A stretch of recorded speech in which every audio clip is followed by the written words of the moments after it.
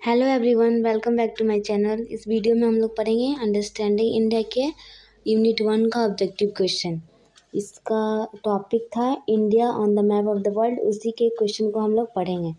तो चलिए video start करते हैं। तो देखिए, जैसे पहला क्वेश्चन है भारत की तट रेखा की लंबाई। तो भारत की जो तट रेखा है उसकी लंबाई कितनी है? तो वो है 6100 किलोमीटर। अब मैं समझाऊंगी कि तट रेखा किसको कहा जाता है। जैसे माने ये इंडिया है, एक सेकेंड,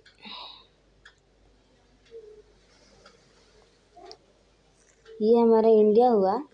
तो और ये इंडिया के ये जो इधर वाला एरिया होता है उसे ही तट रेखा कहा जाता है। यहाँ से लेकर गुजरात से लेकर यहाँ तक, तो इसे ही तट रेखा कहा जाता है। तो इसी की लंबाई बताना है, तो वह है 6100 किलोमीटर। अब देखिए, भारत के कितने राज्य समुद्र के किनारे पर हैं? कितने राज्य समुद्र के किनारे पर हैं? तो वो है 9 राज्य।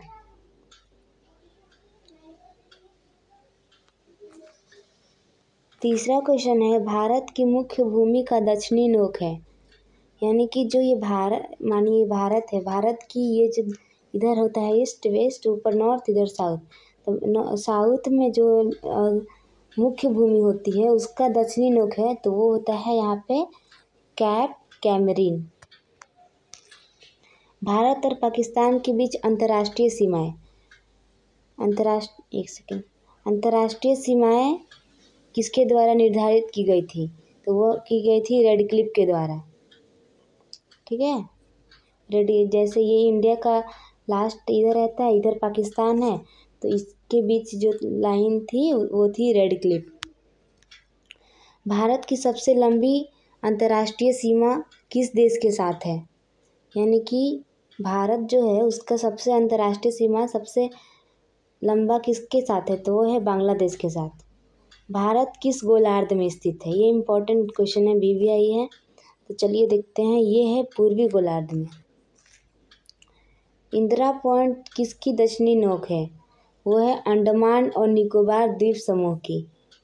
भारत के किस प्रदेश की सीमा 3 देश जैसे नेपाल, भूटान और चाइना से मिलती है? तो वो है सिक्किम। कौन अक्षांश भारत को 2 इक्वल भाग में विभाजित करता है? तो भारत को 2 इक्वल भाग में कौन विभाजित करता है? वो करता है कर्क रेखा। कर्क रेखा कितने राज्य से होकर गुजरती है? 8 राज्यों से होकर गुजरती है। इसके नाम मैं अभी आप लोग को बताऊंगी। देखिए, भारत की स्थिति क्या है? तो भारत की स्थिति है चतुष्कोणीय। नेक्स्ट क्वेश्चन है भारत का क्षेत्रफल कितना है? भारत का क्षेत्रफल है 32,87,263 वर्ग किलोमीटर। तो आप लोग को ये याद रखना चाहिए। इसका एक ट्रिक बताती हूँ। अगर एग्जाम में ये क्वेश्चन आया है तो आप लोग देखिएगा कि इसका जो क्षेत्रफल है उसकी स्टार्टिंग 3 से होती है, इसकी एंडिंग भी 3 से होती है। तो आप एक ये वाला अगर चाहते हो तो दिमाग में रख सकते हो, अगर पूरा नहीं याद हो रहा है तो। देखिए, इंडियन स्टैंडर्ड टाइम और ग्रीनविच टाइम में कितना का अंतर है? जो ग्रीनविच टाइम होता है और इंडियन स्टैंडर्ड टाइम है उसमें 5 घंटे और 30 मिनट का अंतर होता है।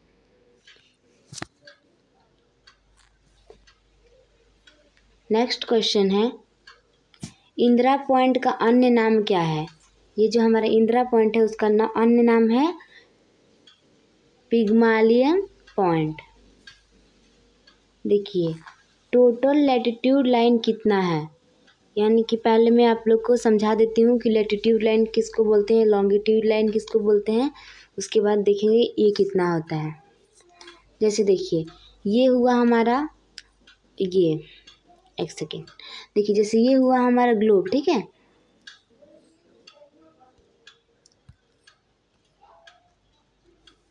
ये हमारा ग्लोब हुआ।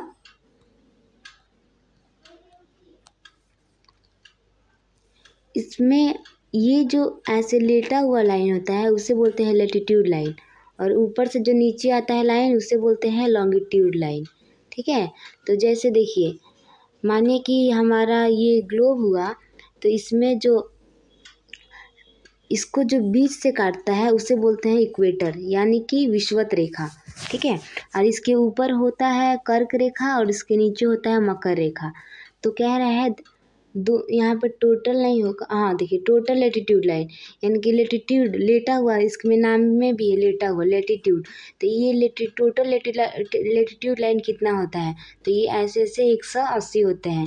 इक्वेटर को छोड़कर 180 होते हैं। लेकिन अगर आप इक्वेटर को इसमें ऐड कीजिएगा, मानिए ये हमारा इक्वेटर हुआ, तो ये टोटल लेटीट्यूड लाइन हो जाते हैं 181। ठीक है, देखिए दूसरा क्वेश्चन है टोटल लॉन्गिट्यूड लाइन कितना होता है। जैसे ये हमारा ग्लोब हुआ, अब हम लोग को बताना है कि टोटल लॉन्गिट्यूड लाइन कितने होते हैं। देखिए ऐसे ऐसे लाइन जो ऊपर से नीचे आता है उसे बोलते हैं लॉन्गिट्यूड लाइन। तो ये टोटल 360 होते हैं। आई होप आपको ये समझ में आ गया होगा। किसी को नहीं समझ में आया कुछ तो आप लोग कमेंट में पूछ सकते हैं मुझसे। देखिए विषुवत रेखा कितने डिग्री की होती है, यानी कि जैसे ये हमारा ग्लोब हुआ तो यहाँ पे एक विषुवत रेखा होती है, तो वे कितने डिग्री की होती है, तो ये 0 डिग्री की होती है। ठीक है, 0 डिग्री। देखिए 2 लैटिट्यूड लाइन के बीच का अंतर कितना होता है। जैसे ये हमारा ग्लोब हुआ, लैटिट्यूड लाइन है तो लैटिट्यूड लाइन बना लेंगे पहले। इसके बीच का अंतर कह रहा है, जैसे ये 2 लैटिट्यूड लाइन हुआ, इसके बीच का अंतर कह रहा है, तो वो होता है 111 किलोमीटर। अब देखिए दूसरा क्वेश्चन है 2 लॉन्गिट्यूड लाइन के बीच का अंतर कितना होता है। हम लोगों ने ये अपना ग्लोब बना लिया, लॉन्गिट्यूड लाइन बनाएंगे। देखिए लॉन्गिट्यूड लाइन ये हो गया, तो इसके बीच का जो अंतर होता है, यानी 2 लॉन्गिट्यूड लाइन के बीच का जो अंतर हुआ वो होता है 111.3 किलोमीटर। आई होप आप लोग को ये समझ में आ गया होगा। अब देखिए नेक्स्ट, भारत का दक्षिणी छोर कौन सा बिंदु है, तो ये है इंदिरा पॉइंट। ये कौन सा पॉइंट है, इंदिरा पॉइंट है।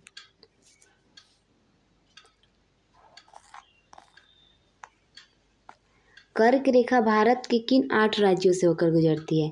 पहला क्वेश्चन तो इसमें ये बनता है कि कर्क रेखा कितने राज्यों से होकर गुजरती है, तो ये तो हो गया हमारा 8 राज्य। और कौन कौन से राज्य है, तो पहला देखिए गुजरात, राजस्थान, मध्य प्रदेश, छत्तीसगढ़, झारखंड, पश्चिम बंगाल, त्रिपुरा।